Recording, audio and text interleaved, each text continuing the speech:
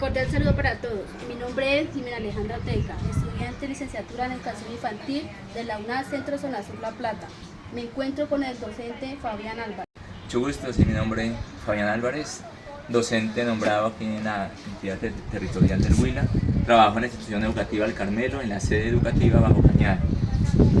En este momento pues he sido invitado para esta entrevista. Gracias. En el curso para el cual estoy desarrollando esta entrevista hemos aprendido que se han presentado tendencias en la educación infantil, como considerarla solamente un espacio de cuidado, alimentación e higiene, asistencialismo o simplemente como un espacio de preparación para la primera educación preescolar. ¿Cuál es su opinión frente a esto y cómo se han reflejado o se reflejan estas tendencias en su trabajo como educador infantil?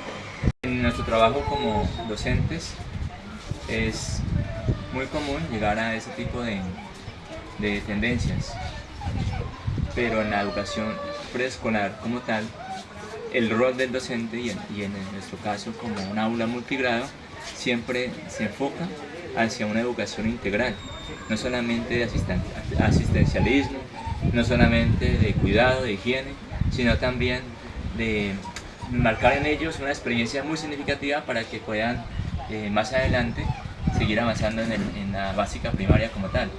Los niños del preescolar tienen un potencial ilimitado, es una enorme riqueza tenerlos en el aula porque ellos están muy receptivos y tienen un potencial enorme para su aprendizaje, entonces hay que aprovecharlos al máximo y enseñarles todo tipo de actividades, todo lo que tenga que ver con la dimensión cognitiva, la dimensión estética, la dimensión corporal, la dimensión comunicativa, la dimensión afectiva.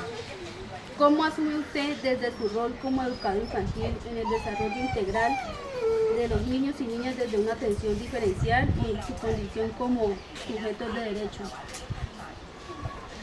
De hecho, pues los principios básicos de la educación a nivel de Colombia exigen mucho que seamos muy específicos en cada una de las tendencias de los niños, en sus diferentes inteligencias. Debemos ser muy cuidadosos con los niños de preescolar porque ellos están en un nivel de desarrollo máximo, entonces hay que trabajar muy bien lo que son las inteligencias, las diferentes inteligencias, manejar mucho la parte afectiva, socioafectiva y la parte cognitiva. Entonces tenemos que manejar con ellos, ser muy cuidadosos y manejar una educación integral con mucho profesionalismo. ¿Qué opina usted sobre las categorías que se han venido trazando a lo largo del tiempo y las concepciones de los diferentes postulados sobre niño, niña, infancia, niñez e infancia?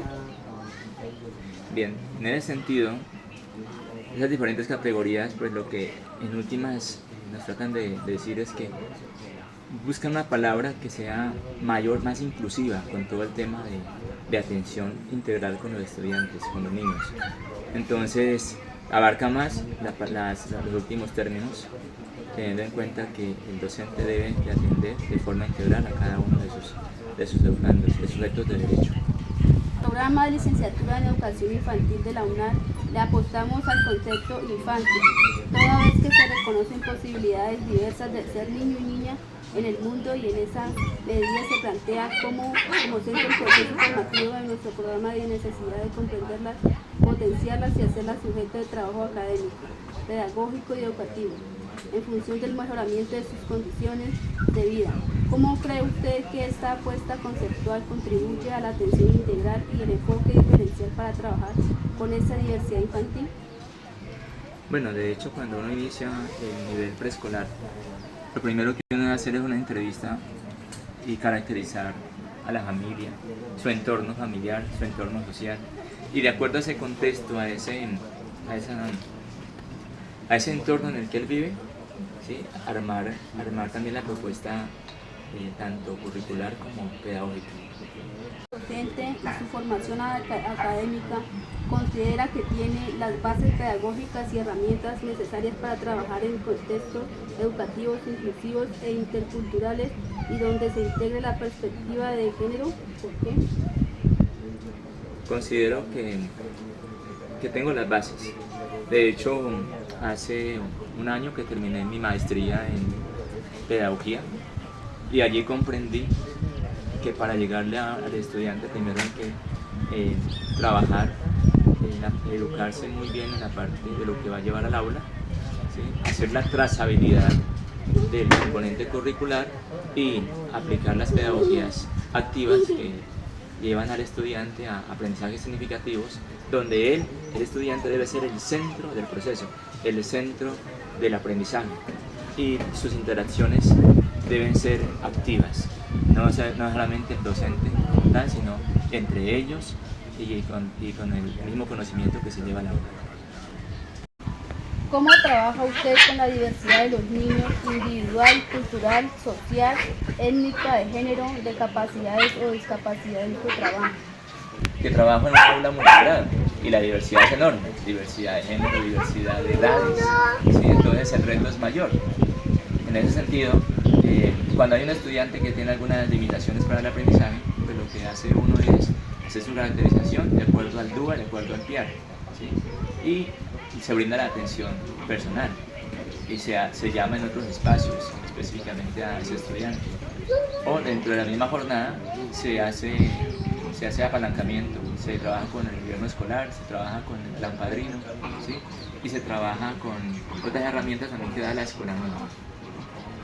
Los estudios realizados le brindaron todos los elementos necesarios para desempeñarse adecuadamente como educador infantil, incluyendo las tecnologías de la información y la comunicación, y por qué.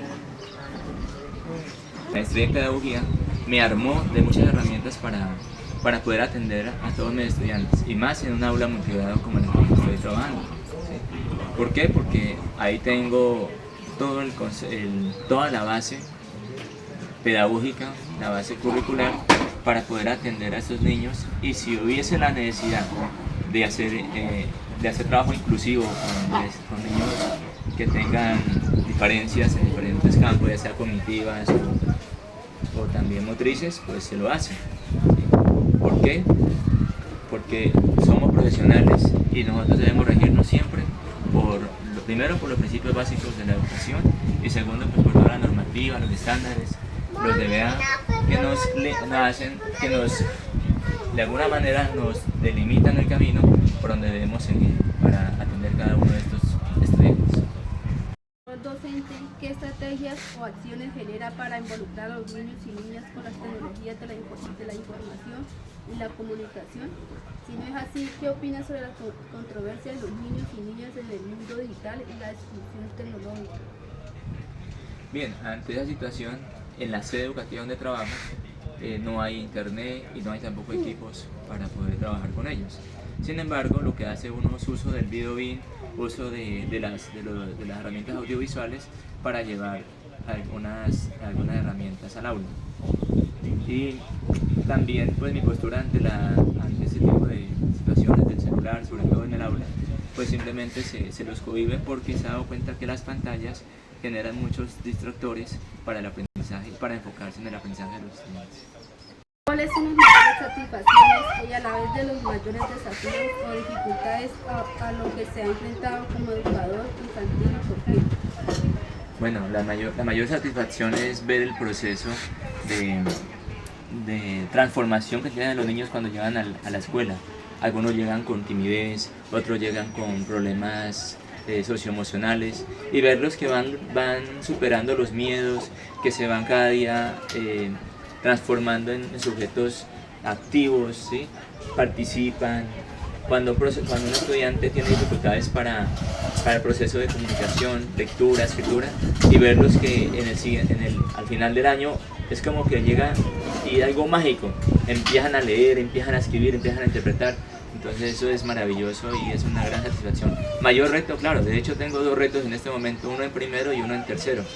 El de primero es el momento en que todavía le dificulta el reconocimiento, la conciencia fonológica y el reconocimiento aún de las vocales, ¿sí? Y el de tercero, que aún está en proceso de lectura silábica, todavía no ha podido hacer bien el proceso de automatización en la lectura.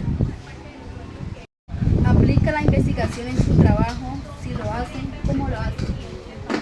Sí, de hecho, hace poco terminamos de enviar informes a la Universidad de La Sabana sobre investigación en el aula multigrado. Nosotros utilizamos como estrategia metodológica la Lesson Study, que es crear una comunidad de aprendizaje entre pares académicos, y se hacía la preparación de clase, luego se hacía la observación y luego se llenaba una rúbrica de evaluación donde se colocaban los comentarios tanto cálidos como fríos de los pares académicos sobre esa clase que se dictó, y eso se hacía conformando un ciclo donde se daban varias sesiones hasta completar unas 5 o 6 lesson study, ¿sí? 5 ciclos de lesson study, y al final sacábamos conclusiones sobre qué había que ajustar al proceso que se llevaba en el aula. Muchísimas gracias, profe, por aceptar esta. Con mucho gusto. Muchas gracias.